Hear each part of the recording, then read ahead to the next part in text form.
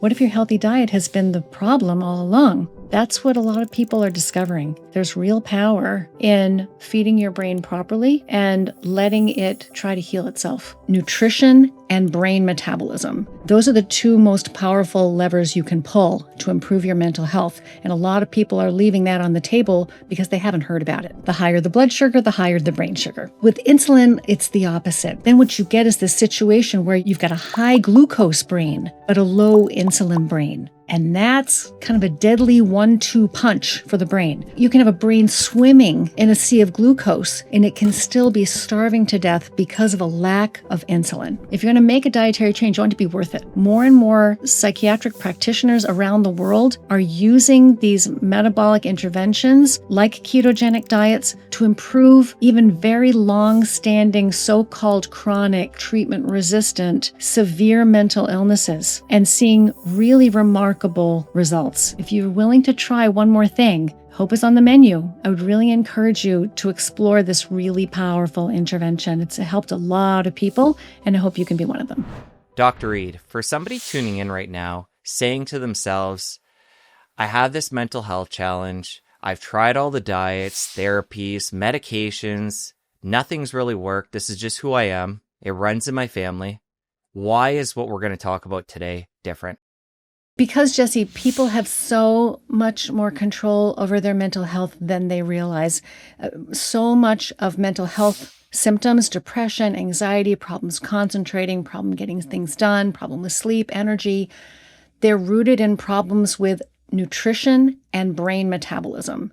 And these are things that are not talked about in standard psychiatric visits, but they're really those two levers together, nutrition and brain metabolism. Those are the two most powerful levers you can pull to improve your mental health. And a lot of people are leaving that on the table because they haven't heard about it.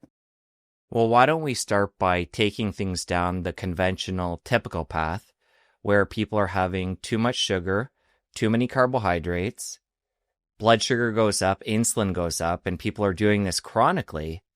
What happens in the body and then in the brain? Right. So like you said, most people are eating in a way that keeps the glucose levels and the insulin levels running too high too often. Most people are eating in a way where their insulin levels never come down to a healthy healing level, which needs to happen on a regular basis for the brain to work properly. So what's happening instead is we're eating 3, 4, 5, 6 times a day a very high sugar diet, sugar and refined starches, flours and sugars and cereals and fruit juices and that sort of thing. The glucose levels in the blood run too high, which means that glucose levels in the brain run too high. And when glucose levels run too high in the brain, that extra glucose sticks. It sticks to all the important components of the brain and kind of caramelizes these important molecules like proteins and DNA molecules into these sticky clusters that are dysfunctional and can kind of accumulate and get in the way of brain cells being able to communicate with each other. So then that sets off waves of inflammation in the brain. And we know inflammation is a major driver of all kinds of mental health problems. And it also sets off these waves of something called oxidative stress, which is why we're always told to eat more antioxidants, instead of being told, let's stop eating in a way that's promoting all this extra oxidative stress in the first place. So if you have the right information about how to eat and feed your brain properly, you can avoid a lot of what most people are walking around with right now, which is our brains are inflamed, they're not getting enough energy, and they're under attack from within from inflammation and oxidative stress. Okay, you mentioned glucose running high in the brain. I know there's a difference there between insulin and glucose. Body glucose goes up, brain glucose goes up, like you said. Insulin goes up in the body, but it actually dips in the brain. So bring that piece in. Right. So when your glucose levels are running too high too often, your brain glucose levels will be running too high too often. So the higher the blood sugar, the higher the brain sugar. With insulin, as you said, it's the opposite. And it sounds counterintuitive. It sounds like it doesn't make sense. But if you're eating in a way where your glucose levels are running too high, then your insulin levels in the blood and the rest of the body are going to be running too high also. because you need insulin to deal with all that glucose. That's the tsunami of glucose molecules that you're subjecting yourself to. So lots of glucose means lots of insulin, but not inside the brain. Because what happens is when your insulin levels are running too high too often in the body, then what you're doing is you're bombarding the surface of your brain, the blood-brain barrier. You're bombarding the outside of the brain with lots of insulin multiple times per day. And what happens then is not that you get too much insulin inside the brain. Over time, you get less and less because the brain becomes insulin resistant. The surface of the brain, the blood-brain barrier that is responsible for carrying insulin molecules, escorting them into the brain, that system becomes insulin resistant. It becomes damaged over time by all that insulin. So then what you get is this situation where you've got a high glucose brain, but a low insulin brain. And that's kind of a deadly 1-2 punch for the brain. Too much glucose means lots of damage inside the brain. Not enough insulin means even though you've got plenty of glucose, your brain can't utilize it properly. It can't process it properly because you need insulin to process all that glucose. So if you've got high glucose levels damaging the brain, low insulin inside the brain means your brain can't make good use of all that glucose. So you can have a brain swimming in a sea of glucose, and it can still be slowly starving to death because of a lack of adequate insulin. And when it comes to timeline of insulin resistance, body versus brain, do they both come on same time frame? We don't have enough research yet to understand exactly what the timeline looks like, but most cells throughout the brain and body are becoming insulin resistant over time when you eat this way. So just like type 2 diabetes doesn't happen overnight, it can take 10, 15 years of high glucose levels before the system wears out and the insulin just can't keep the glucose levels normal anymore. So they start to run too high no matter how much insulin you produce. Your glucose levels are going to start to run too high, and that's type 2 diabetes. That takes a long time to develop. With the brain, the same is true. So, for example, Alzheimer's disease, for example, is often called type 3 diabetes because of problems with glucose and insulin processing in the brain. So, over time, Alzheimer's disease also does not happen overnight. Alzheimer's disease is preceded by decades of gradually slowing brain glucose processing. It can take 20 years or more for that insulin resistance in the brain to result in memory problems. So let's say that you are just starting to notice little hints of memory problems. This is something called mild cognitive impairment. You can even think of it as pre-dementia. So long before you develop all the hallmark signs of true Alzheimer's disease, you might be getting little whiffs of cognitive problems, little lapses in your memory, difficulty remembering how to do certain things. That's called mild cognitive impairment. By the time you notice that stage of memory problem, your brain can already have lost up to 25% of its glucose processing capacity. Any earlier signs so people can catch this early on? Because it is already 25%. That's significant. What are the first things that can tell us that this metabolism in the body and brain is awry? So a couple of things there. So one is that, I worked with college students and university students for many years. It used to be my area of specialty. At Harvard University and at Smith College, I worked with college and university students. And they would tell me, I can't tell you how many times I heard this, my memory was so much better in high school than it is now in college. And there isn't a test that could pick up on that because the tests that we use to detect mild cognitive impairment, they're just not sensitive enough to pick up on these subtle memory problems. But people can tell. They can tell they're not as sharp as they used to be. So, for example, you know how people, as they're getting older, they might walk into a room and forget why they walked in there, right? That's not something that's going to show up on a memory test. It's too subtle, but people know it's happening.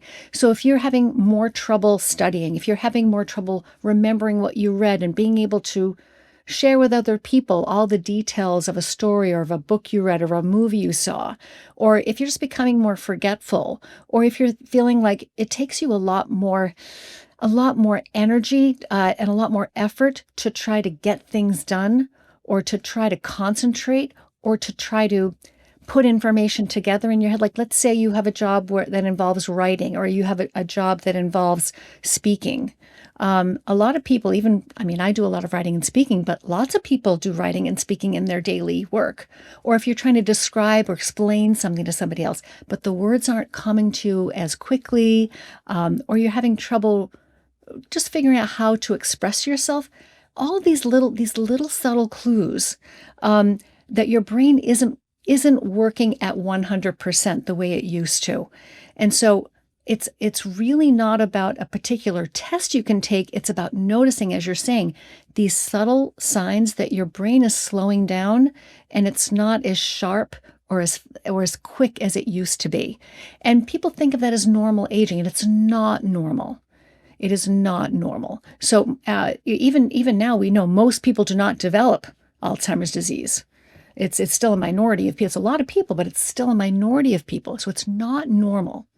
Not a normal part of aging. It's to a great degree, the brain is having trouble using glucose for energy.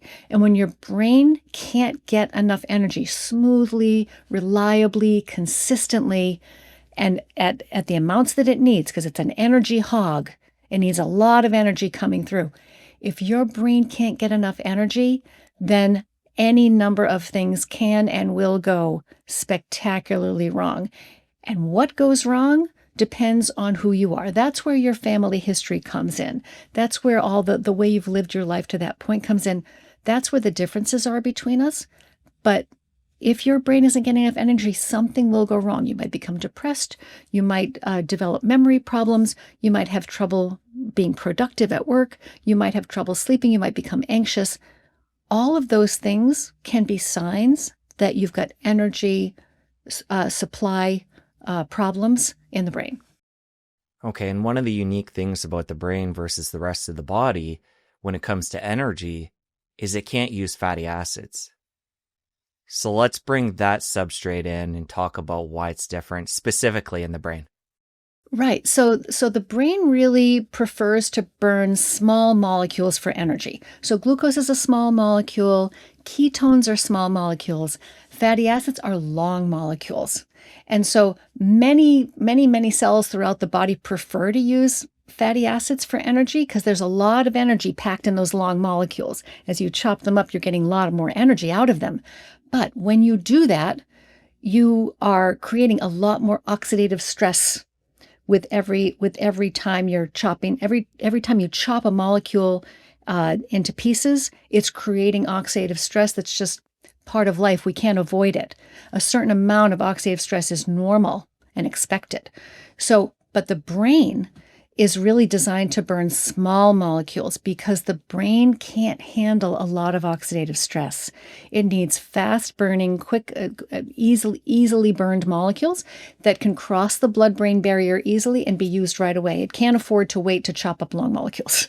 So that's why the brain is really not equipped to burn fats for energy. It's better equipped to use ketones. And ketones are just small fragments of ready-to-burn fat that cross the blood-brain barrier easily and can be used by brain cells for energy. So many cells throughout the body can use fat, but the brain isn't really equipped to do that. Okay, let's talk about now from the other perspective. We talked about where the brain, the destructive mode, where we have too much glucose, too much insulin. Somebody in that boat, but they start to make changes to the diet, bring the carbs down, bring the sugars down, hopefully get rid of the sugars, start producing ketones. Let's hit it from that perspective, providing that other substrate for the brain and the changes that happen. The growing majority of us in Western countries and many countries throughout the world now, most countries now are having what's called an insulin resistance pandemic. Most of us are walking around with some degree of insulin resistance. And what that means is that most of us are walking around with brains that are running low on energy, where they're not running at full capacity the way they should be. And the reason for that is they're having trouble turning glucose into energy. So if you're having trouble turning glucose into energy, your only hope in that situation is ketones, because more glucose is just going to make things worse. If you think, oh, my brain's not getting enough glucose energy, I need to eat more sugar to really power my brain better, what's going to happen? The glucose levels are going to go up even higher in the brain, causing even more damage. Your insulin level is going to go up even higher, causing even more insulin resistance. So now you're even having even more trouble burning glucose. So what I tell people is that the more sugary your diet is, the harder it becomes for your brain to turn that sugar into energy. Your only hope in that situation is ketones, because ketones cross easily into the brain and they can bridge that energy gap. Ketones love to burn. They burn best in a low insulin environment. And the insulin-resistant brain is a low insulin environment. So you don't need a lot of insulin to burn ketones. In fact, they burn better when the insulin is nice and low. So it's really, the ketones are the best supplemental fuel source for the insulin-resistant, insulin-deficient brain. Okay, somebody partaking in making this dietary change, starting to produce ketones for the brain, how much does it take to have a noticeable difference? And how long does it take? In clinical practice, it depends on who you are, but it is very common to hear people say after just 3 days of getting into ketosis that they already notice, and the number one phrase you'll hear from people is mental clarity. They feel clearer and sharper. They'll say, my brain just woke up from a long winter's nap, or I feel like everyone just turned the lights on, or I feel somebody just plugged my brain in. And they're not wrong. What's happening is their brain is finally getting enough energy. And all it takes is getting into ketosis, getting those ketone levels up in the blood to a high enough level that they cross into the brain and bridge that energy gap and bring those cells that have been sputtering along, trying to make do with glucose, but they're not able to really get enough energy out of the glucose. You've got these sputtering cells. If they haven't died yet, you can bring them back online with ketones. And that's a sensation that people notice. It's very noticeable. So 3 days is a very common turning point, but in some cases it may take a few weeks. And in some more unusual cases, it may take a couple of months, 2 or 3 months. But in my experience, it's a very noticeable process, and really in just a matter of days to weeks. Okay, and then specific numbers people want to reach if they're measuring, and do you recommend people measure? I do. If you can measure, if you can afford to measure and you're willing to measure, please do, especially in the beginning, in the early weeks, so that you can get a feel for how you have to change your diet and lifestyle and exercise and all that, how you need to eat and live to get into ketosis and stay there most of the time, which is going to mean different things for different people. So if you're not measuring, you won't really know where you're at and whether you're doing a good enough job and whether it's actually, so a lot of people say, well, I've tried a ketogenic diet. It didn't work for me. Well, if you weren't measuring ketones, we don't actually know if you were trying it, because just lowering your carbohydrate is often not enough to get you into ketosis. So I recommend, if people can do this, to use a blood ketone meter. It's just a finger prick, or if you don't like to use your fingers, you can use your toe, a finger or toe prick, just a tiny little drop of blood, and a ketone meter. These are not expensive. The meters themselves are not expensive. The strips can run into money over time, but it's really just in the first month or two when this is very important. Once you get the hang of it, you don't have to measure as often if you don't want to, right?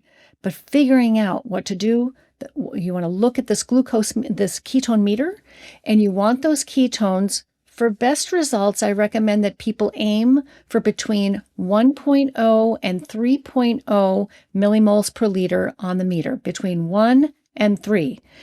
You don't have to be there every minute of every day. It doesn't have to be perfect.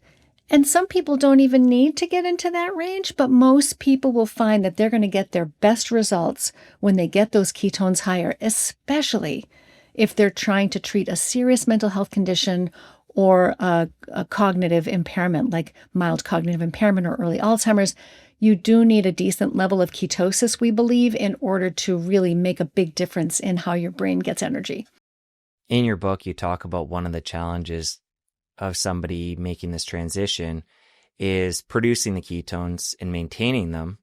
For somebody that is measuring, trying the dietary approach we're going to get into more detail on today, but they're not getting the ketones, any specific strategies or hacks you found to be helpful to bridge that gap and really get into ketosis? There are some great ketone boosting tips I'll give your listeners. There are 3 things that have to happen for you to get into ketosis. And so if you understand what those 3 things are, those are the levers you can pull to raise those ketone levels, right? So everybody knows you have to lower your carbohydrate. So eating extremely low carbohydrate is always step 1 because carbohydrates raise insulin a lot. And so if your insulin is too high, you can't make ketones. So the first thing is you need to get those glucose levels down. And that means keeping your carbs really low. For most people, I start at about 20 grams of carb per day, not all at one meal, spread out throughout the day. So very low carbohydrate, about 20 grams per day, is going to be right for most people. And that's net, correct? Okay. So that's a different question. So the way I think about it, or the way I like to advise people is, if you're eating real whole foods, you can use total carbs, and you can subtract the fiber. So total carbs minus fiber, you can do that for whole foods. For processed foods, anything with a label on it, where there's a number of ingredients in it. It's not a single ingredient food like a peach or a fish or an egg. If you're eating something out of a box or a can, or if you're eating a bar or anything like that, what you want to do then is you want to count the fiber. You want to do total carbs, including the fiber, including the sugar alcohols. Every carbohydrate in that food counts. And that's a big mistake that a lot of people make, is they count net carbs. They look on the box and they say, oh, let me subtract out the sugar alcohols. Let me subtract out the fiber. That's okay for whole foods. The different rules apply to processed foods, because the things that they add into that food, they often get absorbed into the bloodstream and they turn into sugar. Even some of the fiber can do that because it's not natural fiber. And so in any case, for processed foods, count every carbohydrate. For whole foods, you can subtract the fiber. And you want to aim for about 20 grams per day. So to get the glucose levels down, you bring the carbohydrates down. In most cases, to about 20 grams is going to be about right. But if you're still in a ketosis, then you have to understand that there are 3 things that have to happen to get into ketosis before you make ketones. Lowering glucose is only step 1. Step 2 is you've got to get those insulin levels down. And carbohydrate is not the only thing that raises insulin. So if you're eating too frequently, if you're eating too much, even if you're eating only very strictly low carb foods, if you're eating too frequently or too much, that's going to raise your insulin levels. If you're eating too much protein, especially if you're eating powdered proteins, whey protein powder, casein protein powder, pea protein powder, powdered proteins are processed by the body differently and raise insulin levels more. So carbohydrates raise insulin the most, but protein can also raise insulin substantially, especially the powdered proteins. So you want to make sure you're not overeating protein and that you're not overeating in general, because everything you eat raises insulin to some extent. And so you want to give your body time without processing all that food. So number 1, get the glucose levels down. Number 2, get the insulin levels down by making sure you're not overeating, making sure your protein's at the right range, not eating between meals, having a good, fasting window overnight. A good 12 to 16 hours is really good to get those insulin levels down. And then the third thing that needs to happen, so now you've got low glucose, low insulin. The third thing is you have to burn off a certain amount of stored starch in the liver. That's called glycogen. And exercise can help you do that. And fasting can help you do that. So if you're eating a really good, healthy, low carbohydrate diet, but you're not in ketosis, you might need to introduce some intermittent fasting. You might need to introduce some exercise. You might need to bring your protein down a little bit more. And you definitely want to be careful with any processed foods, and you want to be careful with sweeteners. Many sweeteners, even if they don't contain carbohydrate or calories, they can raise insulin levels too and kind of keep you hungrier and make you overeat. So those are the tips that I usually use to help people get into ketosis is, yes, make sure the carbs are where they need to be, but make sure the protein's where it needs to be. Make sure you're not eating too frequently. 3 times a day is more than enough for most people. Twice is better. And make sure you're not eating too late at night or too early in the morning. Give your body a break from food processing overnight for as long as you can, because when you're not eating anything at all, insulin levels drop like a stone. That's one of the most powerful ways to lower your insulin levels is to just not eat at all. Okay, so when it comes to the insulin piece, it sounded like protein powders and certain sweeteners can spike insulin, not necessarily the glucose. Any other tricky foods in that category that can spike insulin we want to be on the lookout for? Yeah, so the way to think about the way foods spike insulin is the thing that spikes insulin the most is refined carbohydrates. And after that is unrefined carbohydrates. After that is refined proteins. And then we have unrefined proteins. Even things like steak can raise insulin levels, even though there are no processed protein powders in there. Just the body needs some insulin to process protein, even from whole foods.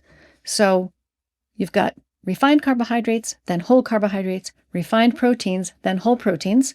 And guess what doesn't raise insulin essentially almost not at all is fat. So that's why from a metabolic standpoint, from an insulin standpoint, fat is the safest and quietest macronutrient you can eat. So when you take the carbs out of your diet and replace them with fat, that goes a long way towards bringing those insulin levels down into a healthy fat burning range. You can't burn fat if your insulin levels are too high. Insulin tells your body to store fat, not to burn it. So you've got to bring the insulin levels down. And so if you understand which foods do that, then you can tweak your diet until you see those ketones show up on the meter. Isn't fructose specific in this case where it doesn't spike glucose, but it spikes insulin? There's something special about the way that works in the body and it's metabolized. Quite a few years ago, when I was first starting to write for my website, I did a whole three article series on fructose kind of being misunderstood. There's an argument out there that fructose is much more dangerous than glucose and is, processed differently by the liver. And it's true that fructose is processed differently by the liver. But in that series of articles, I argued that it really is not the boogeyman that people think it is. It's a natural sweetener that's found in all naturally sweet foods. It's found in fruit, of course, most famously, and sweet starchy vegetables like sweet potatoes contain fructose. If it tastes sweet and it comes from nature, that sweet taste is coming from the fructose molecule because glucose actually isn't very sweet. So potatoes are just lumps of glucose and rice is just lumps of glucose. They don't taste sweet, they taste starchy. But a sweet potato or a banana, they don't just have glucose, they have fructose, and that's what makes them taste sweet. Fructose, all roads lead, that's kind of the way to think about it is fructose is different for the first couple of steps of its processing, but after that, all roads lead to glucose. Fructose turns into glucose and is processed the same way after those first couple of steps in metabolism. You can't tell the difference because it turns into glucose. So fructose turns into glucose. And really what's happening with fructose is that if you eat too much fructose, it turns into too much glucose. So all the experiments that show that fructose is worse for you are done under very unnatural conditions where fructose is isolated and tested as a single ingredient, which you don't find fructose isolated in nature. Fructose is never alone. Fructose is always accompanied by glucose. So these experiments that show that fructose is worse are exposing people to a very unnatural situations that you would never encounter eating real food, or even processed food for that matter. So it's a hypothetical risk that I think is not worth worrying about. It's about counting your carbs, whether they're coming from fructose, glucose, sorbitol, maltitol, starch, wherever they're coming from, counting those carbs and getting them down, because all carbohydrates turn into glucose in the end. I want to come back to glycogen, make sure I understand how that works in the body. You mentioned that being something that we need to deplete before we can produce ketones. When somebody becomes ketogenic, say 4 weeks into this, and they've been strict about the diet, where does the glycogen end up balancing out? Oh, it's such a good question. So you don't run out of glycogen, and you don't have to deplete your glycogen all the way down to zero to start burning fat. You just need to start to burn off some of it, some of that stored glycogen, that stored starch in the liver, so that your body gets the signal, hey, wait a minute, we're starting to run low. We're starting to run low on stored starch. So we better start burning fat. And we're also going to start to make more glucose because, we don't want to run out of glucose. We actually need glucose, but the body can make all the glucose it needs. So when you go on a ketogenic diet, your glucose levels come down, your insulin levels come down, you start burning off some of that glycogen in the liver, and the body says, oh, we're running out of carbohydrate-based energy. Let's start burning fat. In most cases, we've got plenty of fat to burn, so let's just burn that instead. Great idea. So it turns on the fat-burning enzymes, but it also turns on the gluconeogenesis enzymes, and the gluconeogenesis enzymes are the sugar-building enzymes because the body can make all the glucose we need from scratch out of protein and fat. So it's like, okay, you're not eating any carbohydrate? Don't worry about it. We're going to make glucose for you. You can relax, because you can get your glucose from outside the body by eating sugars and starches, or you can get your glucose from inside the body through gluconeogenesis. It's building glucose molecules from scratch. And it will build enough glucose molecules that it stores and tops off some of that burnt off glycogen. So you won't run out of glycogen, and you won't run out of blood sugar. Your body's going to take care of it for you, which is kind of a beautiful thing, right? So if you eat properly, you can trust your body to meet your metabolic needs. In fact, I would sometimes argue that it's safer to get your glucose from inside the body as opposed to outside. Carbohydrate is optional. There are 3 macronutrients: protein, fat, carbohydrate. The only one that is entirely optional is carbohydrate, because we can make all the different types of carbohydrates that we need, including blood sugar, glucose, and glycogen, liver starch, and muscle glycogen for muscles. We can make all the different types of carbohydrates we need in the right amounts ourselves. Even if we never ate another molecule of carbohydrate again for the rest of our lives, we'd be fine. And I would argue that even though it's optional, you can get the glucose from outside the body or from inside the body, your choice. I think it's in most cases safer to make it from inside your body because it's a demand-driven system. Your body knows exactly how much you need, and it's not going to make more than you need. So you're not going to get these dangerous spikes and these crashes in your glucose levels. You're not going to have peaks and valleys and drama and unpredictability and instability in your glucose levels. Your body wouldn't do that to you. But if you choose to get your carbohydrate from outside the body, how do you know exactly how much to take in? You can easily overdo it, and most people are overdoing it by leaps and bounds 4, 5, 6 times a day. When that happens, you've got an awful lot more glucose coming in than your body knows what to do with. And when you've got too much glucose coming in, what is the body going to do with that? It can only store a small amount of it as starch. The rest of it is going to turn into saturated fat. and store it in your fat cells. That's what it has, no other choice.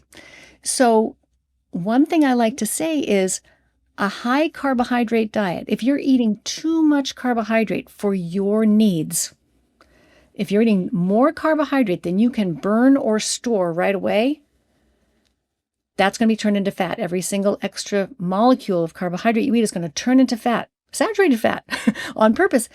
So a high carbohydrate diet is a high fat diet in disguise. Interesting. I want to come back to the glycogen, make sure I fully understand this piece. So somebody eating a typical type diet, way too many carbs, too many sugars, I assume their glycogen in the liver and muscle is going to be almost maxed out at all times. But again, getting to that, say, 4-week period where their metabolism's adjusted to a keto diet, you talked about how the body can make its own sugar, likely preferable because it's going to do what it actually needs and not do too much. Do we know what kind of range of glycogen somebody on a keto diet would be in? Is it kind of half full? Does it bottom out and then rebuild up? I'm just curious how that would compare to your average person. Right. And so this is where the exercise physiologists, this is kind of what they specialize in. How do, for example, athletes adapt to a ketogenic diet? Because they enter a sugar burning mode. They need to sometimes enter a sugar burning mode to get bursts of energy until they're fully fat adapted.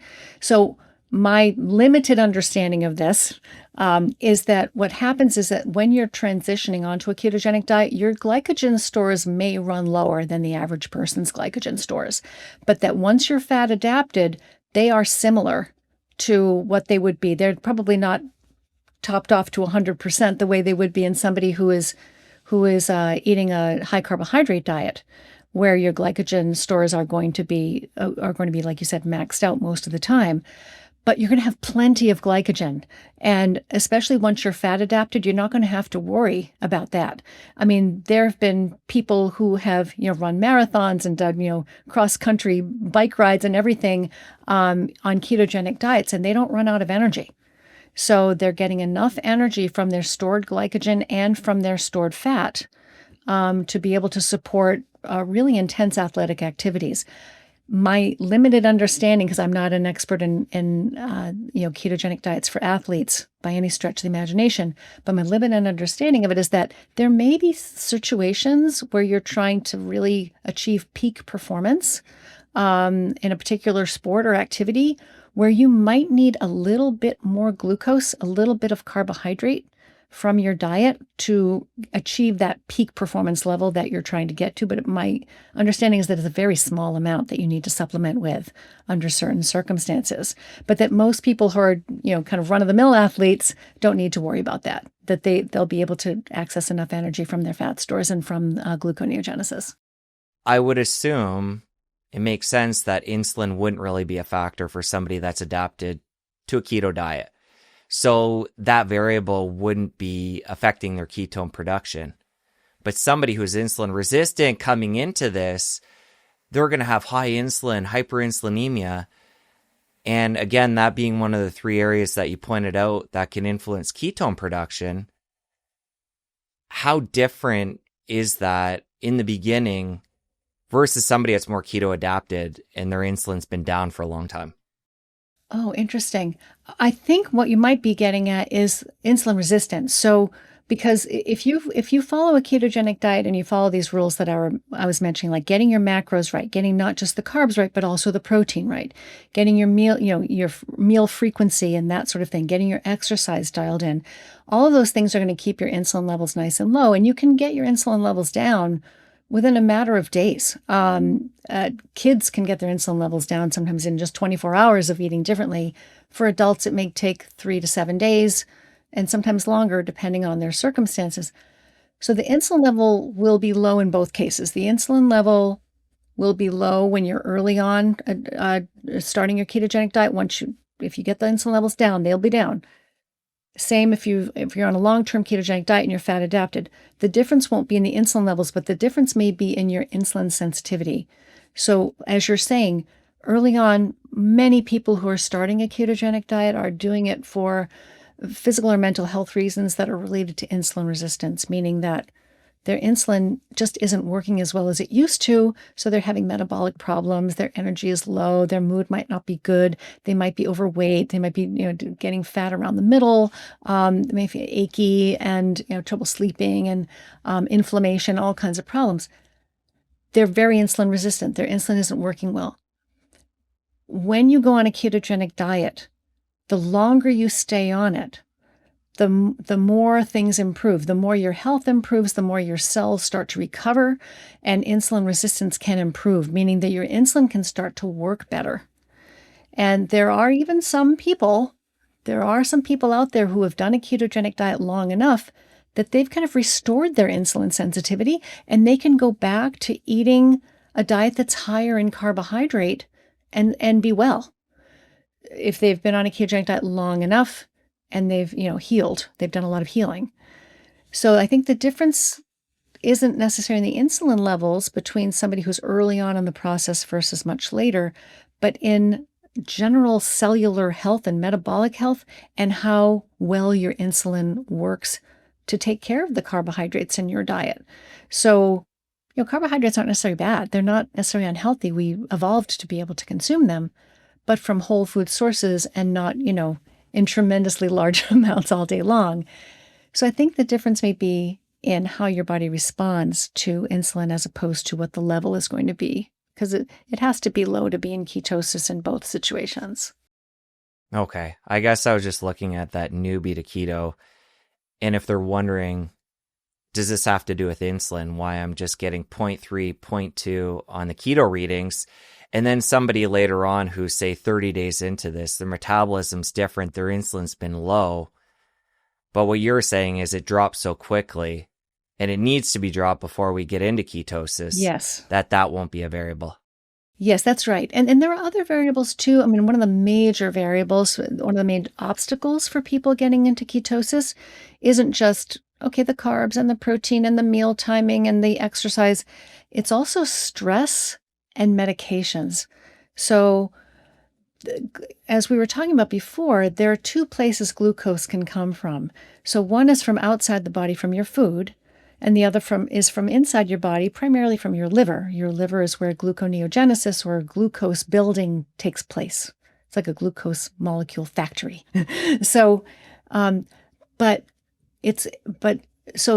if you are under a lot of stress of any kind, you could be injured or sick, you could, or you could just be stressed. Something in your life is stressful. Work stress, family stress, financial stress. When you are stressed, your stress hormone levels go up. And when stress hormone levels go up, they think you need fast energy to deal with a crisis. So they turn your gluconeogenesis machinery up higher. They tell your liver, we're in an emergency situation. We're under stress. We need fast energy. Make more glucose. So if your cortisol or adrenaline levels are running high, your glucose levels can also run high, even if you're not eating a single molecule of carbohydrate. So this is why people who are taking steroids like prednisone, let's say you're taking prednisone for asthma or for you've just had surgery and you're taking it for inflammation or you've got arthritis. If you're taking a medication, a steroid medication like prednisone, you can see glucose levels 350 milligrams per deciliter, even if you're not eating a single gram of carbohydrate, because it's such a powerful signal to the liver to raise glucose. And you can't be in ketosis when your glucose levels are that high. So even if you're doing a great job with your food plan, if you're under too much stress, that can bring those ketone levels down too. And the other thing that can do it is certain medications. There are quite a few medications, that can raise glucose levels, that can raise insulin levels, or that can make you more insulin resistant and therefore, keep your glucose levels running too high. So a lot of the medications in psychiatry do this, especially the so-called antipsychotic medications. These are medicines that are used all the time now, not just for psychosis, but for all kinds of mental health problems, from depression to anxiety to mild mood swings to insomnia to irritability, agitation, not just psychosis. So the antipsychotics, these are medicines like risperidone and quetiapine and olanzapine, aripiprazole. These medicines, these cause a lot of insulin resistance, and they can cause glucose and insulin levels to run high. The medicine olanzapine, I don't know what the brand name is in Canada, but in the United States, the brand name is Zyprexa. It's a very, it can be a very helpful medication when people are in trouble, but it can also triple your risk of type 2 diabetes, and it raises glucose and insulin levels within minutes to hours of the very first dose. So, people can gain dozens of pounds of very stubborn fat when they take a medicine like olanzapine, and they can become extremely hungry and really crave a lot of carbohydrates on those medications. So there are medicines that can work against people. But the good news is that if you start a ketogenic diet and you're taking one of these medicines, it can help counteract a lot of that metabolic, a lot of the metabolic side effects of those medications. It's actually, I think, one of the strongest arguments, one of the best arguments for trying a ketogenic diet is if you're taking one of these medications and you've had a lot of metabolic side effects from them, like weight gain and appetite increase, then if you start a ketogenic diet, and we've seen this in a number of studies, you can lose a lot of weight, you can get your glucose and insulin levels down into a healthy range, even though you're taking one of these medicines. So it really helps a lot. Somebody in that boat, whether they're on one of those medicines or they have a lot of stress, maybe at this point that they can't control, do you find that those people need to drop the carbs even more to get into ketosis? Yeah, it's such a good question because if you're under a lot of stress, like you said, sometimes you can't do anything about that. You're in a situation might go on for a while, right? So if you're under a lot of stress, or if you're taking one of these medicines that can cause your metabolism to malfunction, then, what can you do in those situations? You do need to tighten up the protocol in most cases. You're usually going to need to be stricter and more careful than somebody else is going to need to be. That's not fair, but it's true. But the good news is if you do that, if you understand that you've got this extra kind of hill to climb, that you've got something working against you that isn't your fault, either a really difficult situation or a medication that you are finding helpful that you're taking. If you do tighten up your protocol by bringing the carbs down even lower, being really careful with the protein, eating less frequently, getting more exercise, being really careful with sweeteners and processed foods, if you do those things, it will pay off, because I have yet to see a person who has not been able to get into ketosis even though they're taking one of these really powerful medicines. It's just a matter of understanding which levers to pull, because within a few days you can get into ketosis. And when you're there, then your appetite's going to come down. You're going to start to lose weight. You're going to start to feel so much better, even though you're taking a medicine or you're under a lot of stress. It's going to help you. It's going to help you feel better. And if you get into ketosis, you're going to be able to manage and respond to and deal with stress so much better than when you're not in ketosis. And I hear this from patient after patient after patient, even people with severe PTSD. And there have been actually some very nice case reports published recently about people with PTSD, post-traumatic stress disorder, getting onto a ketogenic diet. There was one just recently published by Nicole Laurent, who's a wonderful metabolic therapist. Metabolic psychiatry therapist. She published a case report where somebody with very severe, many, many, many years of PTSD on a ketogenic diet, and saw her PTSD scores come down, and some of them came down to 0 or close to 0 on a ketogenic diet. It's not that the trauma was erased. It's not that the trauma didn't still revisit her. And I hear this all the time from my patients.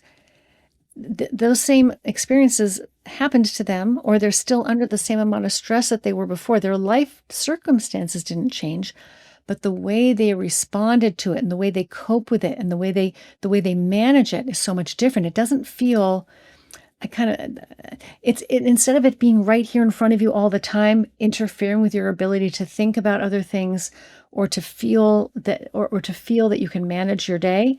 Instead of it being right here in front of you, it's off to the side over here.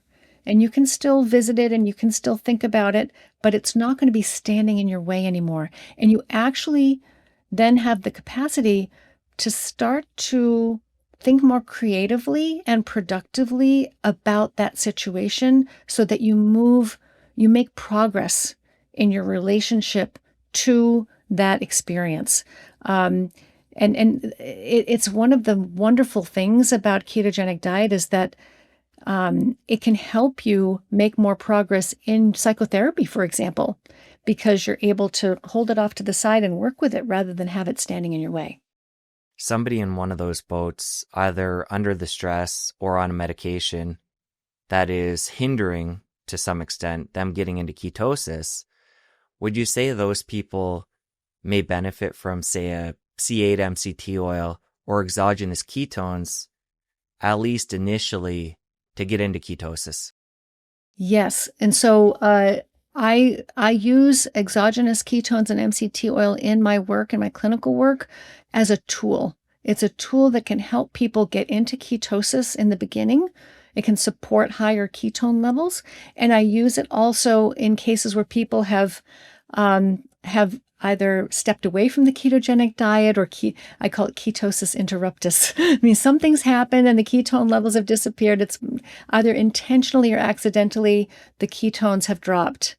And if you're trying, and you're really, when that happens, especially if you're needing a certain degree of ketosis to manage whatever health issue you're trying to manage, you want to be able to try to get back into ketosis as quickly as possible. And one of the ways that can help you do that is not just tightening up your diet again and following your healthy plan again and getting back into your exercise and your healthy eating patterns and the carbs and the protein and so forth, but also having a little support from an exogenous ketone supplement or MCT oil for 2 or 3 days. And that way, when it buys you a little more time, helps bring your appetite down a little bit more, helps you feel a little bit more in control, raises the ketones levels a little bit so that your brain is getting energy, and until your body is able to make that robust ketone production again on its own. So they can be very helpful supports for getting into ketosis, whether you're getting into ketosis for the first time or whether you're trying to get back into ketosis. Let's talk more to that person who's dropped out of ketosis. And let's say they've been in ketosis for 2-3 months, metabolism's adjusted, but they go to the cottage and they're a little bit more lenient with what they're eating. They fall out of ketosis. How quickly can the mental health challenges come back on? And then is all lost at that point. They've done all this work. They've cut down the carbs. They're feeling better. But is it different going back into ketosis a second time after, say, having a few days out of it? Oh, this is a great question because this happens all the time. That's what happens in real life, and it's really important not to worry about that. What you need to do is say, okay, how do I get back into ketosis quickly so that I can get back to my healthy state? So your first question is, how long does it take for mental health symptoms to come back? That depends on who you are, but they can come back as quickly as 24 hours, depending on who you are and how long you've been on the diet already and what kind of mental health problem you were up against. But I've seen it happen many, many times that it can be as little as 24 hours. So you can see those symptoms come roaring back. But this is going to happen because none of us are perfect, and ketones aren't stable anyway. It's a very dynamic system. Metabolism is very dynamic. They're not going to be in the perfect range, whatever that means. They're not even going to be in the ideal range all the time. But they need to be in your personal therapeutic range relatively consistent, like most of the time, in order for you to feel well. And if you fall out of ketosis, it's not about thinking, oh, all is lost. Now I've just destroyed all the progress that I made, all that hard work that I did over the past 2 or 3 months to achieve this wonderful metabolic state of mind. That doesn't get thrown out the window. because it takes actually quite a long time for all of those benefits to erase themselves. You might get symptoms creeping back within 24 hours, but that doesn't mean that you're back to square one. It just means it's your body's way of saying, wait a minute, we don't like this. Let's get back on track here. It's a little warning that, you want to go back to your healthy place. But all is not lost. In fact, it's actually a wonderful, in a way, when it happens, it's kind of a wonderful thing because it's a good reminder of like, oh, wait a minute, why was I doing this diet again? Oh, right. It's because I really feel awful when I don't eat this way. So it's like a warning sign to help you get back on track, but it's also a learning opportunity, right? So none of us is perfect at anything. When we're trying to learn how to do something new, we make mistakes, and that's how we learn. And the more mistakes you make, the faster you learn. So you take that information, like, oh, I wonder what happened. Let's say you did it on purpose. If you did it on purpose, you know what happened. But what happens if you didn't do it? What happens if the ketones have just gone for a few days and you don't really even know why? It's an opportunity to learn, okay, what did I do differently the past few days? Have I been eating differently at this cottage? Was that keto-friendly thing that I thought was keto-friendly that I haven't had in a while? Maybe that wasn't so keto-friendly. Oh, I've been eating more frequently than usual. I haven't been in my usual exercise routine. I've been under more stress, whatever it is. And so you can use it to learn. Okay, I wonder if I could do things differently next time. You get curious about what happened, and remain, this is so important, non-judgmental. It does not make you a bad person. This is not about morality or ethics or character strength or anything. It's just information that you can use to do things differently next time, because that's how we learn. We learn by making mistakes and getting curious. I think it's really important we went there. All healing is not lost. It's not like inflammation, oxidative stress, insulin resistance are all skyrocketed like before the journey began. I think it's important for people embarking on this to know that and allow the pressure to dissipate. A lot of healing has already taken place. So the longer you stay on a ketogenic diet, the more healing takes place. And you're not going to undo all that healing in 2 or 3 days. When you eat the wrong way, when you eat in an unhealthy way, your body and brain will let you know it, but you're not going back to square one. You've already invested a lot of time in improving the health of every cell in your body, and that doesn't get erased overnight. So it's just a matter of, okay, how do I get back to my healthy place, and what can I do differently next time, if I want to stay in this healthy place more often. Very few people are in therapeutic ketosis every minute of every day. It is normal and natural for ketones to fluctuate. It is normal and natural to have days when the ketones just aren't there. And sometimes it's stress related. Sometimes it has to do with, like medication. Sometimes it has to do with food choices. Sometimes it has to do with, oh, maybe I didn't exercise as much, or maybe I exercised too much. Exercise does draw on your ketone levels, and it's normal to see ketone levels go down right after intense exercise. That makes sense. Ketones are a source of energy. So it's also normal to see ketone levels lower first thing in the morning. You're still perfectly capable of waking up in ketosis, but the ketones may be lower first thing in the morning, and that's because of a natural rise in stress hormone levels at like 3 or 4 o'clock in the morning. And that's just a circadian rhythm. So there are other forces at play that are dictating your ketone levels, and some of these you don't have a lot of control over. So don't worry too much about ketone levels not being stable or perfect. What you're really trying to do is get yourself into a range of potentially therapeutic ketone levels that work well for you, and to be there as often as you can. It doesn't have to be 100% of the time, and in most cases it's not going to be. But even if you're in ketosis, even 50% of every day, that's still an awful lot better than not being in ketosis for any part of the day. And so, don't let the perfect be the enemy of the good. And you'll figure out for yourself how often you need to be in ketosis, how deeply you need to be in ketosis. You'll figure out for yourself what you need, what your mental and physical health need. Because some people need higher ketone levels than others. Some people need more consistent ketone levels than others.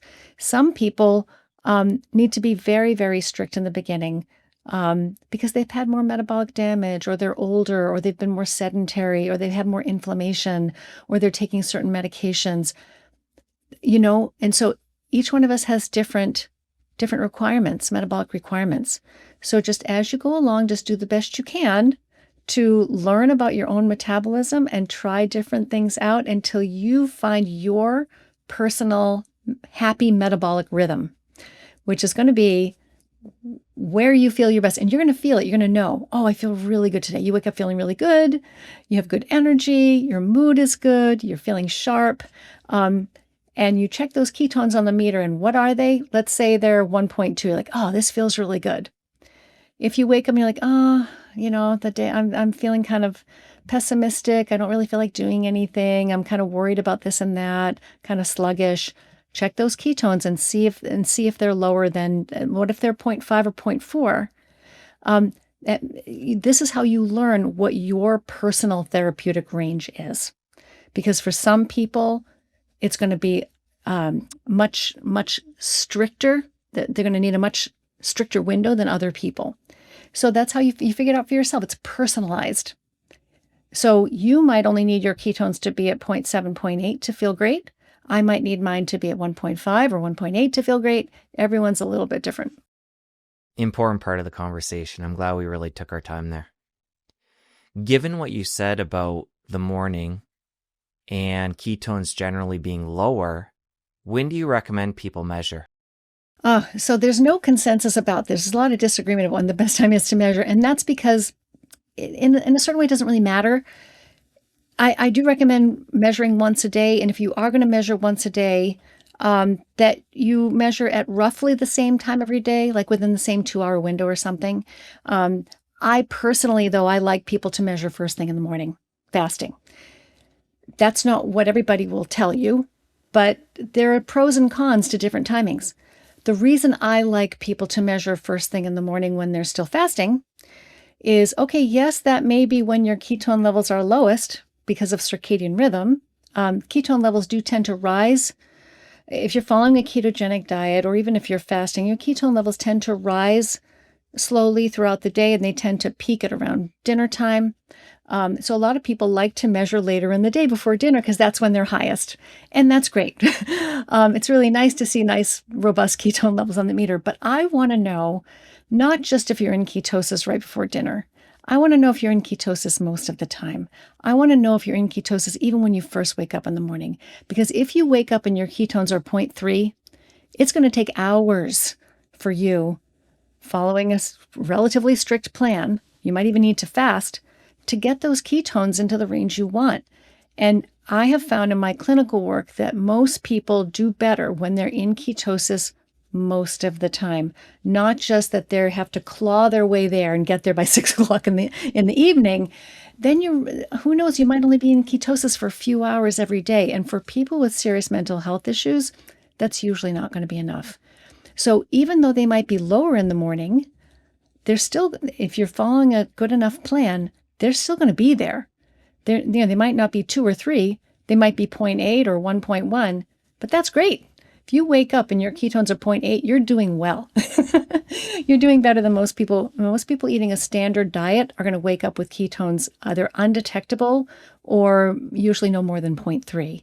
And to be in ketosis, the metabolic magic begins to happen at 0.5, 0.5 millimoles per liter on a blood meter.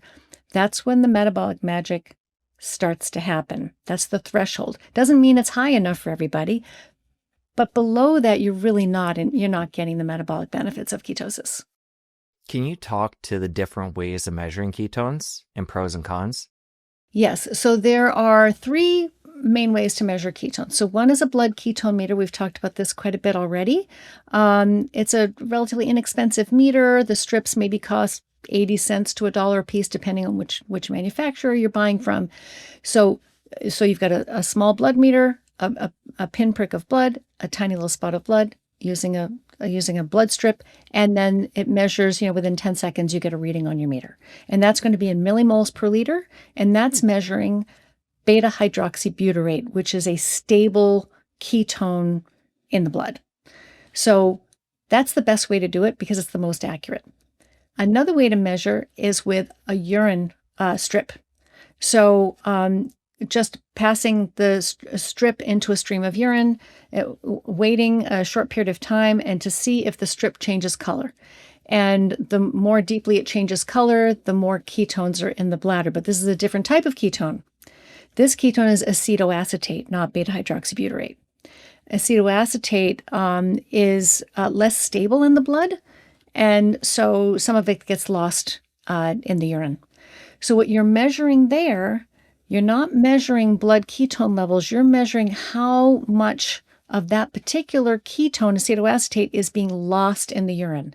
And it's going to depend on whether you're dehydrated or well hydrated, how long it's been since you last emptied your bladder, all kinds of other things.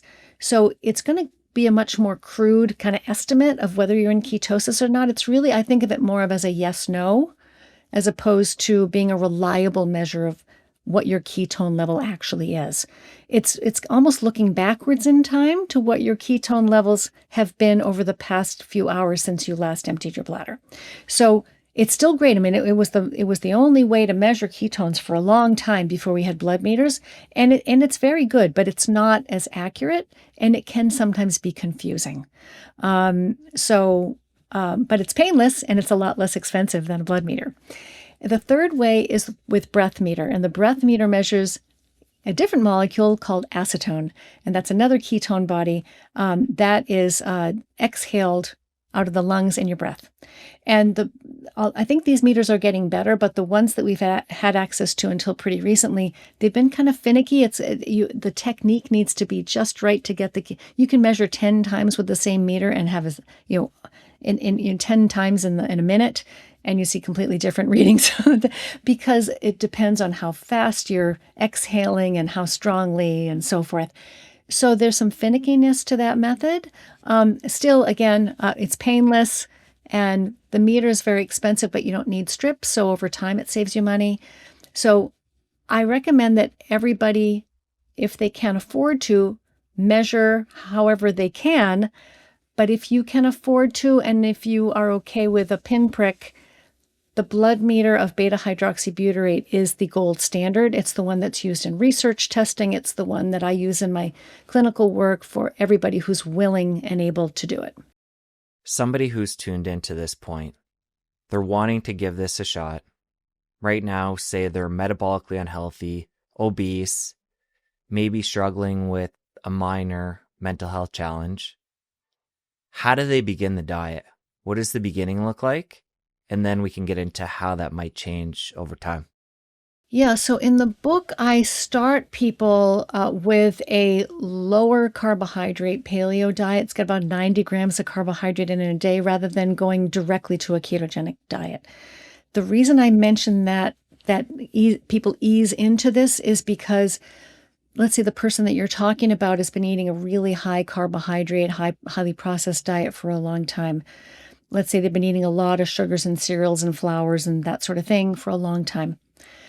They're probably eating at least 350 grams of carbohydrate per day. Their insulin levels are probably really quite high. They're probably, 20, 30, 40. I don't know the units in Canada, but in the United States, the units that we use, we like to have healthy insulin levels. We like to see below 10. We like to see them even below 6 is ideal.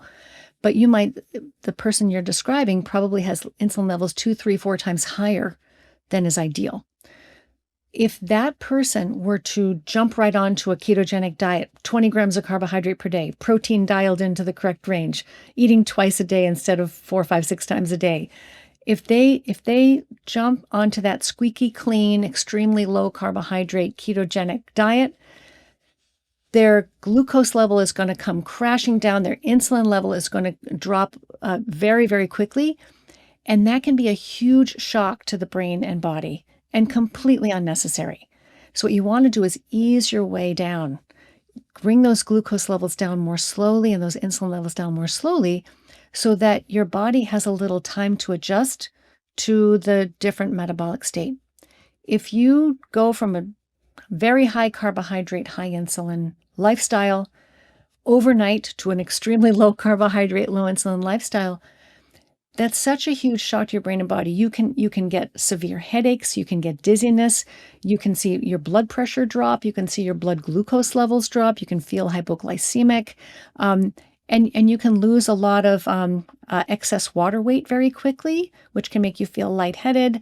If you're taking blood pressure medications or blood sugar lowering medications, you can very quickly be in a quite dangerous situation where your glucose levels could drop to hypoglycemic range and your blood pressure could drop to the point where you could pass out, because the diet itself isn't dangerous. But if you combine it with drugs that are trying to do the same thing the diet is really effective at lowering blood glucose levels. It's really effective in many cases at lowering blood pressure. And those are healthy changes. Those are things you want. You want to be losing all that excess fluid that you've retained from eating all that starch and sugar. You want to lose that fluid. You want your blood pressure to come down. You want your glucose levels to come down. But if they come down too fast, it can be dangerous. So those medicines are doing the same thing that the diet is trying to do.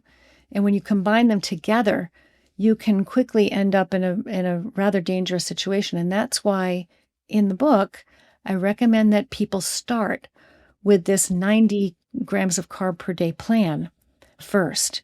And that if you're going to go to a ketogenic level and you're taking any kinds of medication, prescription medication, or if you've had any kind of serious health issues that have required physician supervision, any kind of health problems or serious mental health issues in the past, or a history of high risk situations, it's really important to work with a professional who understands ketogenic diets and medication management and medical situations to navigate that transition period so that it'll be safe and comfortable. And it can absolutely be done, but you just have to know how to manage those medications and what to watch out for. Okay, so slow and steady. People are bringing the carbs down. What about caffeine? How do you look at that? Yeah, so this makes me this is not the most popular suggestion I have, and it's not the first suggestion I would make either. So lots of people do just fine keeping caffeine in their ketogenic diet, but it is one of those troubleshooting things. So if you've followed a well-constructed, a really well-formulated, nutritious ketogenic diet for say 12, 16 weeks, and you've gotten into good ketosis, but you're still not feeling the way you want, your sleep isn't right, your anxiety level isn't right, you're still feeling anxious or irritable or moody, you might want to look at your caffeine intake.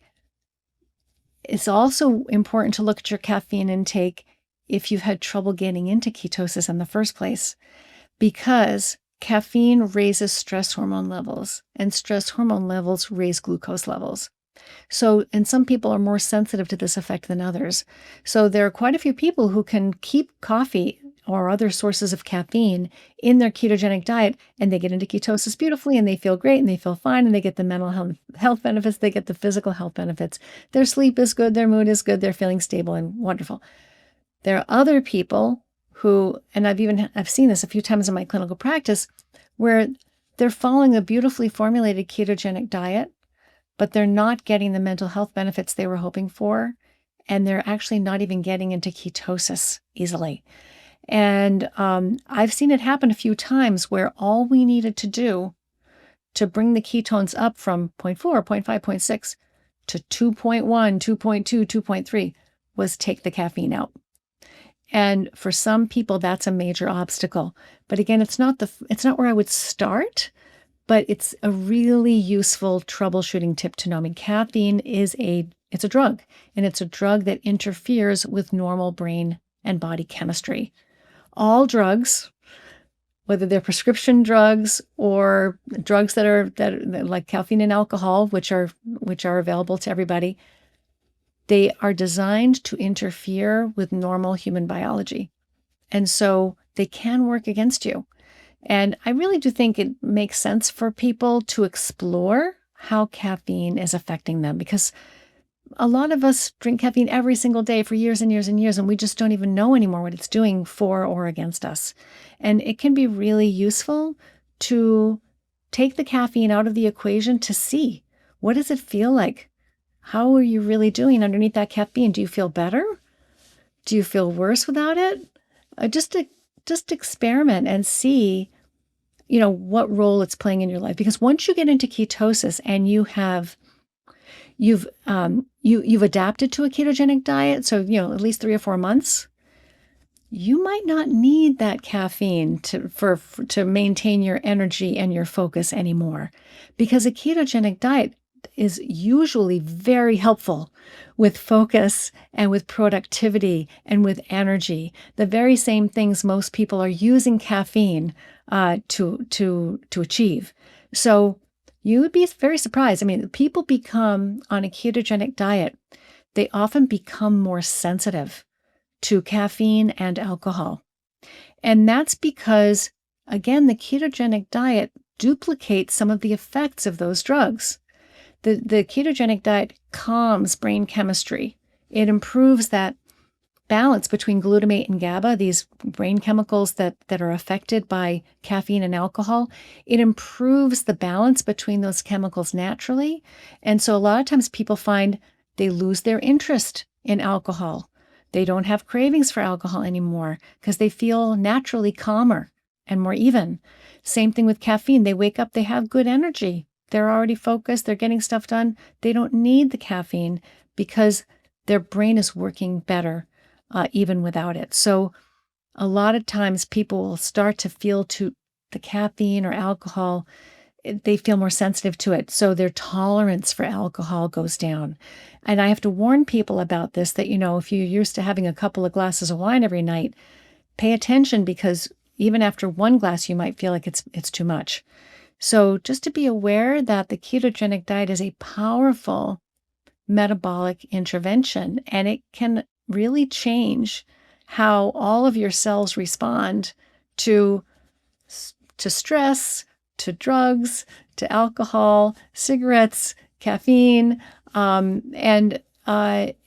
really want to get to know yourself in this new metabolic state, because lots of things are going to change. You just want to keep your eyes open and be aware that you may need to make some other changes to your lifestyle in order to find that peaceful place you're trying to get to.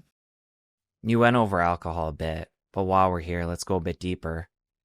I would assume, since we're talking about brain health here, in general, alcohol, to give this a good go, you'd want to avoid that. So just fully bring that in.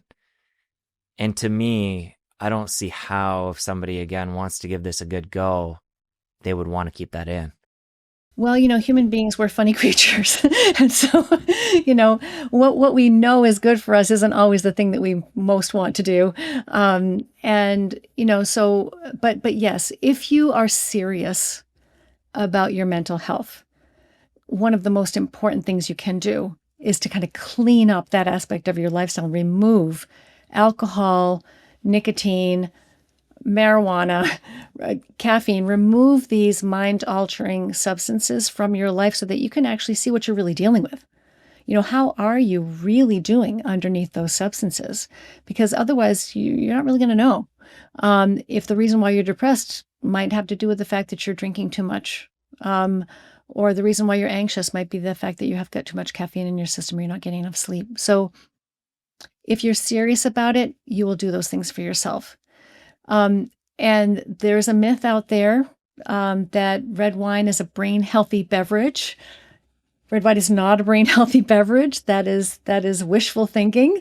The reason why we've been told that alcohol is a brain healthy beverage is because it's long ago, nutrition researchers went to the Mediterranean, saw people drinking lots of red wine with their meals, and they seemed healthier than we're over here in the United States. So they thought, oh, red wine must be good for the brain. Now, that's a big leap in logic. But so they assumed that they jumped to the conclusion that red wine must be part of a healthy diet. when there's actually no evidence for that whatsoever. It's a hypothesis, it's a theory, right? When you look at the science, what the science actually says. Now, first of all, red wine is not used in actual studies of cognitive or mental health. We don't test red wine on people in mental health studies, and there are many reasons why we don't do that. Not the least of which is that the amount of red wine that you would need to to give to the volunteers in these studies to achieve even the lowest dose of the active ingredient in red wine that they think is responsible for its magical benefits is called resveratrol. The amount of red wine you have to give people to reach the therapeutic dose of that molecule is 500 bottles per day. So 500 bottles per day of red wine. And so a single bottle of red wine contains 1 milligram of resveratrol, which is the antioxidant in red wine. And that lonely milligram of resveratrol is swimming in a sea of alcohol, which is a powerful promoter of oxidative stress, which is the very thing you're trying to fight with the resveratrol. So you really don't stand a chance. And these studies have not ever found any conclusive results in terms of a benefit of this molecule on brain health. So it's really all risk and no benefit. Alcohol is an addictive, for many people, an addictive substance.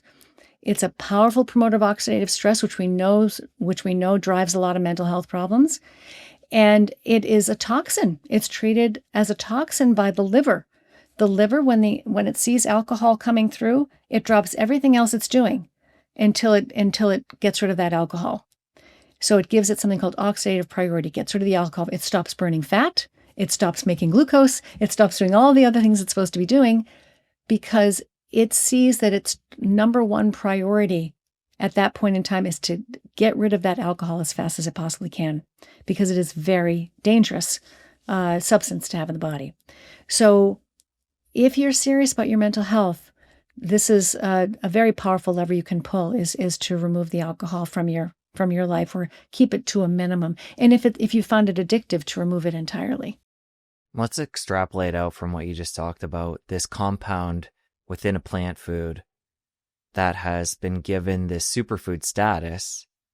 You get into this in your book, and I found it really interesting. Things like curcumin and turmeric, blueberries. We have all these plant compounds and different plants that are touted as healthy for the brain.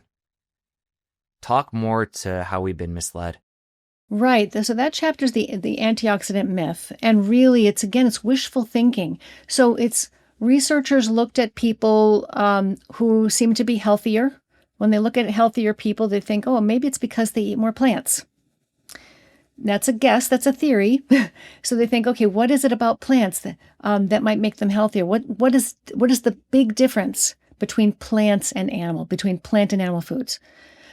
One of the biggest differences is that plants contain fiber and animal foods don't. So they think, oh, maybe it's high fiber diets are good for us. But the other big difference is plants are naturally loaded with chemicals that don't exist in animal foods. These are called phytochemicals or phytonutrients. Just means plant chemicals, molecules that are not found in animal foods. So there is a theory that maybe it's because plants contain these special molecules that animal foods don't contain. And now that's a theory that's still very popular today, even though there's no evidence to support it. These molecules are really there for the plant's purposes, not for our health. We don't absorb them well. We don't require them. We don't have receptors for them. They are not nutrients. There's no biological requirement for these molecules. We have our own antioxidants inside of ourselves. We make our own very powerful antioxidants. We do not need antioxidants from plants.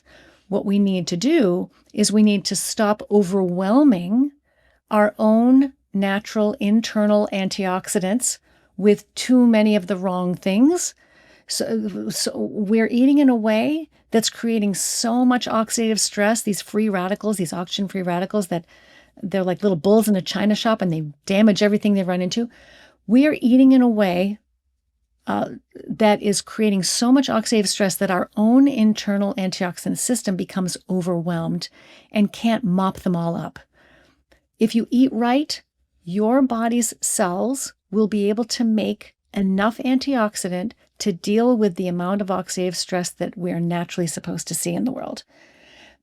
We just were never designed. We did not evolve to expect these tsunamis of, glucose and vegetable oil, refined carbohydrates and refined vegetables that overwhelm our antioxidant system. So these plant molecules, when you isolate them in a test tube, they do behave as antioxidants, but they do not behave as antioxidants in the human body because, number one, we don't absorb them well because we don't need them. The body is not trying to. The body is not designed to absorb them. It kind of wisely rejects them. And the little bit that does get through, we immediately detoxify and remove from our systems as fast as possible. Those are not signs that these are molecules that we are welcoming into our systems that we require for our health. They're signs that we are trying to avoid exposure to them. And when you look at what the properties they actually have in the human body, they can cause problems. They can actually interfere with our healthy antioxidant and anti-inflammatory systems. So when you eat them in a whole food, they're relatively safe because they're in small amounts. They're not concentrated. They're not extracted. And our body kind of knows, okay, we don't really want to absorb these. We don't need these. When you isolate them and concentrate them like a drug, and this is what we've done with resveratrol from red wine. This is what we've done from flavanols in chocolate. This is what we've done with the antioxidants in blueberries, and on and on and on. Curcumin from turmeric. When you extract those molecules and concentrate them to try to get more of that antioxidant benefit, you're also going to get a lot of side effects. And you're going to have to manipulate those molecules so that they can so they can sneak past our own defenses, because otherwise we're not going to be able to absorb them. So really, I understand the appeal of the antioxidant strategy. Like, who doesn't want to just improve their brain health by eating more chocolate and drinking more red wine, right? So sign me up. It unfortunately just doesn't work, because what you're getting with the chocolate and the red wine isn't just that the science says it doesn't work, but you're getting these antioxidant molecules that are designed to protect plants from their own oxidative stress. You're getting these molecules that work in plants but don't work in humans, but you're also tending to get them alongside a gigantic dose of either sugar or alcohol, which are powerful promoters of oxidative stress. So if you're drinking a smoothie that's loaded with lots of colorful fruit antioxidants like blueberries and all that sort of stuff, but it's got 100 grams of sugar in it, you are causing the very problem that you're trying to solve. And the same thing with alcohol, as we talked about before. Yes, you might be getting that resveratrol, which theoretically might be doing something in a test tube, but you're getting a whopping dose of alcohol, which there is no question that is dangerous for your health and is going to promote a tremendous degree of oxidative stress. So I understand the appeal of this. Who doesn't want to just add things to their diet to try to, make things better?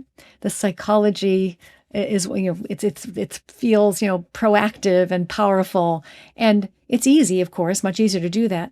And it's profitable. It's profitable for the superfood industry, right? These are not whole foods that are being promoted. These are products that are being sold by manufacturers. They're making millions and millions of dollars off of this belief.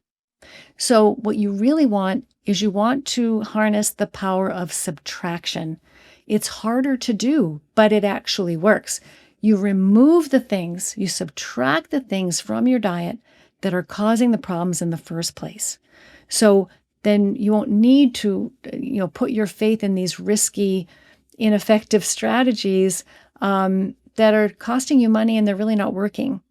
So, if you want powerful mental health, if you want real change to your mental and physical health, you have to make real changes to your diet. You have to restructure your diet from the ground up in ways that make biological sense. You can't just sprinkle some superfoods on top or nibble at it around the edges by taking a few of the bad things out. which is, in my opinion, what the Mediterranean diet does. It takes a few of the bad things out, but leaves a lot of risky things in. You really have to, if you're serious about this, you really want to change your diet in these fundamental ways that make biological sense. And that's when, within days to weeks, you will see, in most cases, really noticeable changes, noticeable improvements to your mental and physical health that are so motivating that people want to continue because they actually work. As you talk about these plant toxins and us as people trying to take them in as superfoods and trying to manipulate the body, it reminds me back to the glucose part of the conversation where you talked about how likely the safest way for our body to regulate glucose is to not try and take it in for energy, but let the body produce what it needs. So I was forming a connection there as you're explaining that. Well, that's a great point, Jesse. I love what you did with that, because what really our body is trying to heal. It's trying to restore balance, and it knows how to do it. It's equipped to do it. How would we have survived all these millennia if it didn't have its own systems in place? Very elegant systems we've evolved to protect ourselves against inflammation, against oxidative stress, right? And to allow ourselves to heal when we're injured or sick.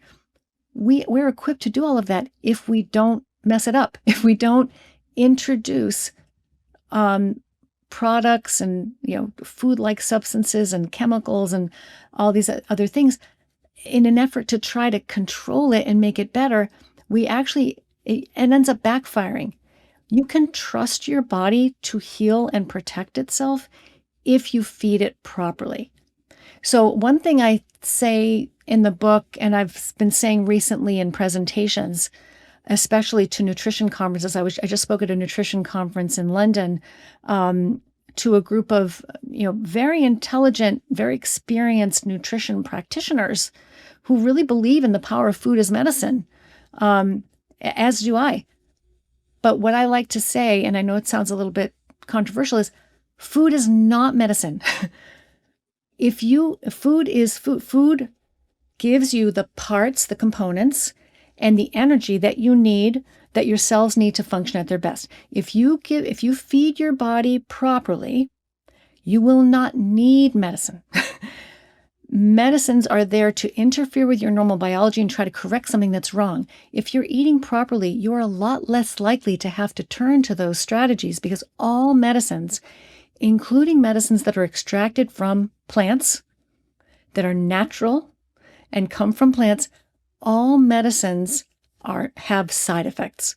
All medicines are I was taught in medical school, I'll never forget this line: medicines are poisons with positive side effects. That's what I was taught in medical school by a pharmacology professor. And I never forgot that, because that's what's going on. You won't find a single medicine in the world that doesn't have side effects.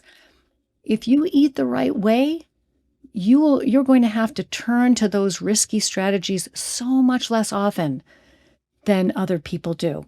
You're going to have less inflammation, less oxidative stress. You're going to heal more quickly. Your brain chemistry is going to be more stable.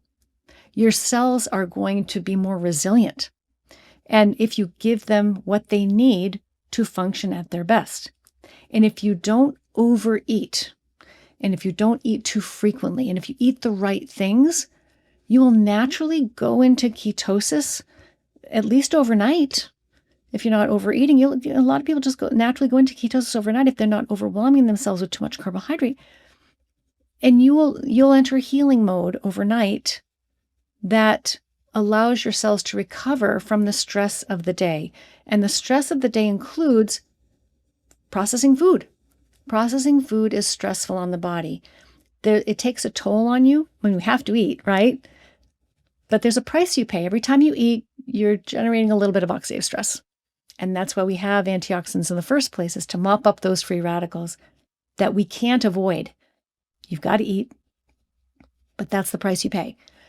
But if you overdo it, if you overwhelm your system by trying to process food 3, 4, 5, 6 times a day, and the wrong foods at that, not enough nutrients, too much energy, too much carbohydrate, and too much oxidative stress, that's going to cause damage over time.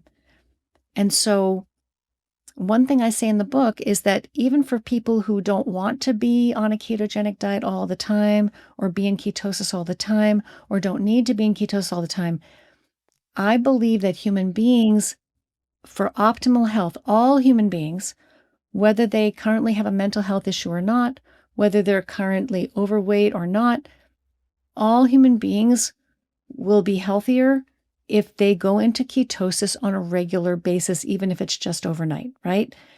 To give your body a break, get those insulin levels down, and enter that healing mode that can only take place when insulin levels are nice and low. You can't be healing and processing food at the same time. So, and that's going to go a long way towards protecting your health for the long run. And what I'm noticing at this part of the conversation is that if people do embrace what you're talking about here today, there is a real simplicity to it. It is different, radically different than what the average person is doing, but eating less frequently, cutting out alcohol, cutting out caffeine, cutting out all these different supplements that come from plants, resveratrol, curcumin. There is a simplicity to what you're saying if you really listen. It really is. Nutrition is not rocket science. We're the only creature on the face of the earth that, thinks that we need to do randomized controlled trials to figure out what to eat. I mean, it's really very simple. When you look at nutrition science, for 100 years, we have known almost everything we've needed to know about the nutrients that cells need in order to function at their best, vitamins and minerals and all of that. And we know so much about what's inside the foods we eat. The biochemistry, the biology of food is very well understood. We know that resveratrol is in grapes. We know that curcumin is in turmeric. Like, we know what's inside the foods we're eating, right? Right down to these tiny little molecules. We've been studying food and nutrition science for over 100 years now. So, nutrition is actually very simple. If you know which nutrients cells need, and you know which foods contain those nutrients, and you put that information together, it becomes really simple and really obvious to figure out where the nutrients are and how best to obtain them. We also understand which foods damage the brain and the body. We know that high sugar diets are extremely dangerous. We know that alcohol is dangerous. We know that these refined seed oils are anything but natural. And while we haven't figured out exactly what the risks are, there's certainly no proven benefits there's no reason to consume them. So why take that risk? We understand. I mean, it's so simple, but so what stands in the way? So what is standing in the way of us eating following these simple whole food strategies? Eat whole foods that don't cause your blood sugar to run too high or to become unstable. Whole foods, whole plant and animal foods that are nutritious and that we have evolved to eat over, hundreds of thousands of years. What is standing in the way of us doing that? One thing is addiction to processed foods, high sugar foods. And another thing is a lot of bad science, a lot of bad research that has that's caused people to have the wrong beliefs about nutrition in their heads. Things like whole grains are essential and good for you, and red meat causes colon cancer. These are there's no evidence that those things are true. So between the bad research and the love of delicious, addictive foods that are high in refined carbohydrates, like cereals and smoothies and yogurts and ice cream and cookies and chips and pizza, and I could go on and on, chocolate, those things are delicious, but they also can be, for many people, quite addictive. And hard to imagine letting go of. And I think those are the main obstacles. It's not the science, the biology is crystal clear. It's very, very simple, as you say. But human beings are more complicated psychologically. Let's talk more to the grain piece. In your book, you talk about grains, and you say that if somebody's going to make one change within a whole foods diet that's going to be most profound, it's to get rid of the grains. And up until recently, they've been the base of the food pyramid. We've been told, eat our grains. Talk about why this isn't a good idea. Well, grains whole grain, well, let's not even talk about refined grains. Whole grains are, when you look at the biology, when you look at what's inside of a grain and what the human body needs, it becomes very clear that whole grains are some of the riskiest and least nutritious foods you can eat. So why would you want to base your diet on a food that is extremely poor in nutrients to begin with and is very high in something called anti-nutrients, which interfere with our ability to use some of the nutrients that they do contain, and which naturally contain high amounts of defensive plant toxins, which are designed to protect the embryo, the seed that's inside those grains, which is the future generation of the plant. So these foods are the least nutritious and riskiest foods you can eat. They pose real, the molecules within them that pose real risks to thyroid health, to immune health, to gut health. And the only nutrient that they're reliable for providing for you is starch, is carbohydrate, which again is optional. Starch is complete. So I say in the book, unless you have no other choice, and there are people in the world who don't have another choice. There are places in the world where grains are an important source of calories and must be consumed because they don't have access to higher quality foods like animal foods. Unless you have no other choice, these are the riskiest and least nutritious foods you can eat. Why base your diet on that food group? It makes no biological sense. The way you broke that down, it's just all disadvantage. It's crazy. It is all risk and no benefit. The only benefit is calories if you can't get calories somewhere else. And we need calories and we need energy, right? That's the only situation in which I want you to turn to a whole grain. And this is the problem with the research. The research isn't thinking about food. The research is thinking about nutrition from 50,000 feet, looking at dietary patterns without looking what's actually inside those foods and what the real pros and cons are of eating those foods. The real pros and cons of including red wine with your diet. The real pros and cons of eating grains, especially wheat and oats. The real pros and cons of getting your protein from legumes like soy and nuts and seeds instead of getting it from animal foods. The whole, I call that section of the book the whole truth about whole foods, because most of what we understand about whole foods diets is half-truths, that whole grains are good for you.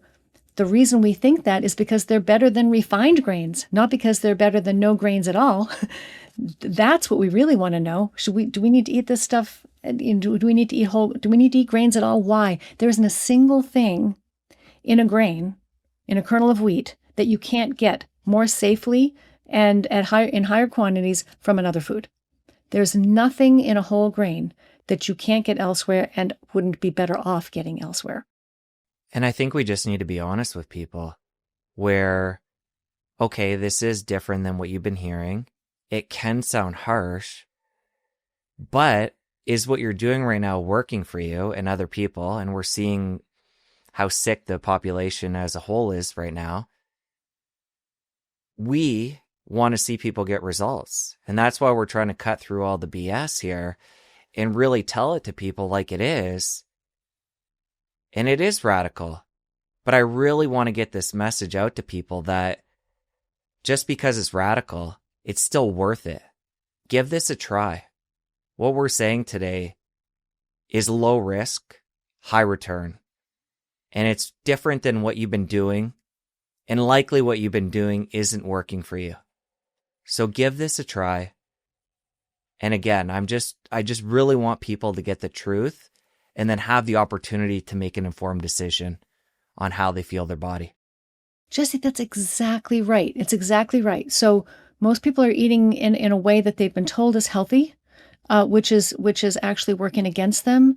And it's not your fault. It's not your fault if you're eating. You've been following the recommendations and doing your best, but you're not feeling well, and you can expect more. So I like to say, I'm nutritionally pro-choice, right? But I want that choice, just as you said, to be informed choice. I want you to know what the real risks and benefits are of these different food groups, and then you can do what you want with that information. So, if for example, there's somebody listening right now who prefers a vegan or vegetarian diet, even though that's not biologically optimal, it's if you understand, you might be making the choice you might be making it for a reason that has nothing to do with health. Many people who choose plant-based diets are doing it for compassionate reasons, and that is just as valid a reason to follow the diet of your choice as any other reason, right? So, but I just want you to have the right information, because there are some people who are eating a vegan diet purely because they've been told it is the healthiest diet for them, and that is simply incorrect. It's biologically not true. So I want people to have the right information, then you can decide based on what your priorities are. But most people out there with a mental health condition who have never tried changing their diet in these ways, I want you to know that there's a lot of hope here, that, changing your diet can be a powerful mental health intervention. It can be much more powerful even than most psychiatric medications in many cases. But you have to know which changes are the right ones to make, and they're not the ones that you're used to hearing about. And it is worth it, as Jesse said, to try this. It's very low risk, very high potential benefit, and you owe it to yourself to figure out what's possible. You give yourself 3 to 4 months to see whether or not this can help you, and then you can decide, if it's worth it to you to keep going, because whatever you're doing now may not have been working for you. So now, if you're taking a prescription medication or have any history of serious symptoms, or are taking have any health conditions, it's especially important for you to work with a professional if you're going to make these changes. There's all kinds of information in the book about what to watch out for and why. But even just making the whole foods changes, so changing, for example, to something that a lot of people call a paleo diet. It's not a low-carb diet. It's not a ketogenic diet. It's just a healthier diet. The carbohydrates come from whole foods and not from grains and legumes. They come from fruits and vegetables, instead of grains and legumes. And so, and it includes some animal foods, which is really important for you to be able to get all your nutrients. And it's a much healthier diet, much healthier dietary pattern. Makes a lot more biological sense. And, start there. If not, like Jesse said, if the one change you make is to remove grains from your diet, that's a great step in the right direction. And I think part of what I was getting at there is, if people are going to amp themselves up, make the changes we're talking about today, I want them to at least have a chance at success. And I think a lot of times, even in our world, we tell people, cut down on fruit. The processed grains need to be whole grains. A lot of stuff that's moderate advice and in the middle. And for people that have, say, a mental health challenge, or they're metabolically deranged and they're on their way to type 2 diabetes, I don't think we're doing people any good by giving them that middle of the road advice. And that's something I'm trying to take a strong stance on with this show now, and tell people, even if it isn't easy and it's more radical, but at least give people the truth in what it is, so they have the opportunity to be successful, because maybe they only have the energy to give this a go one time. And if they're still including a bunch of fruit and a bunch of grains, they likely aren't going to see that result they're looking for. And maybe they just decide to push diet aside after that and don't give this a real go when there is so much potential here. So I'm making a point here, putting my flag in the ground to say we need to be radical according to where we are today with a lot of this nutritional advice. But people like me and you are going to give them, at least where we're at now, the real truth. And we want to give people the best chance of having change. That's right. That middle of the road advice that it's usually not enough for most people. And so people are going to get frustrated and give up. If you're going to make a dietary change, you want it to be worth it, right? So some tough love, right? So there are some, if you're honest with people, and we're trying to be honest with people about what the truth is about your biology and the biology of the food, the biology of the brain, what actually makes sense, and what we see work now in increasing number of clinical trials and research and in clinical practice. More and more psychiatric practitioners around the world are using these metabolic interventions like ketogenic diets to improve even very long-standing, so-called chronic, so-called treatment-resistant, severe mental illnesses, and seeing really remarkable results.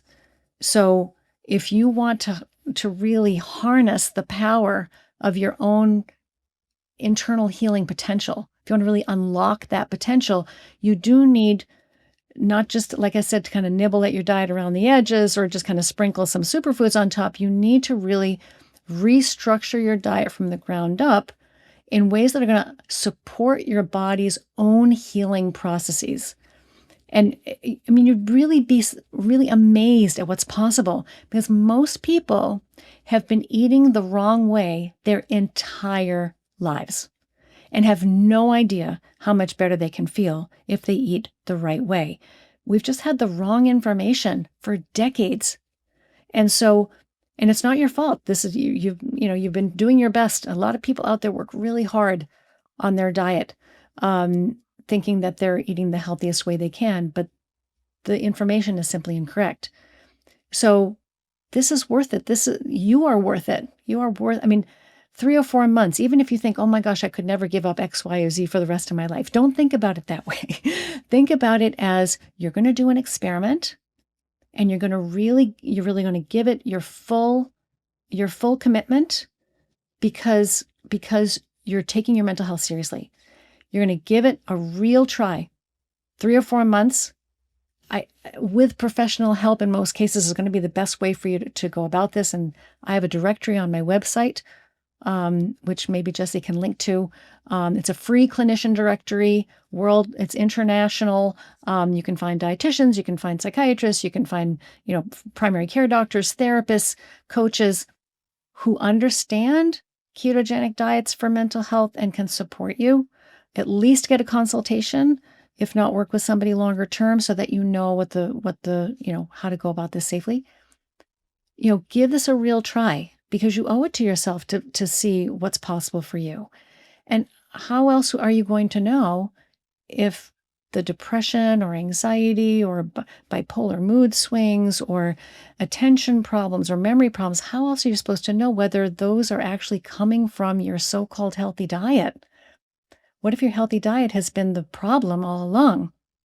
And that's what a lot of people are discovering, is that there's real power in feeding your brain properly and letting it try to heal itself.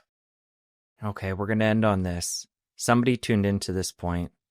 They have a mental health condition. They're metabolically deranged. They likely don't have a lot of energy, but they're inspired. They're ready to take action. What's one thing they can do before the end of today to start building that momentum that's going to take them where they need to go? I think the first thing you can do, and it's a very simple step really, is just to go through your kitchen and remove things that, remove some of the things that, the low-hanging fruit, the things that no human being should be eating. So take the flour and the sugar and the vegetable oils and the cereals out of your pantry and your refrigerator, and make sure that all that's left in your pantry and refrigerator are whole foods. Whole foods meaning single ingredient foods, things like meats, eggs, nuts, fruits, vegetables. Just clean up your diet in this way so that you get single ingredient foods that any child could recognize the name of and pronounce, and you'd be surprised how most of what's in your pantry and refrigerator is really not good for you.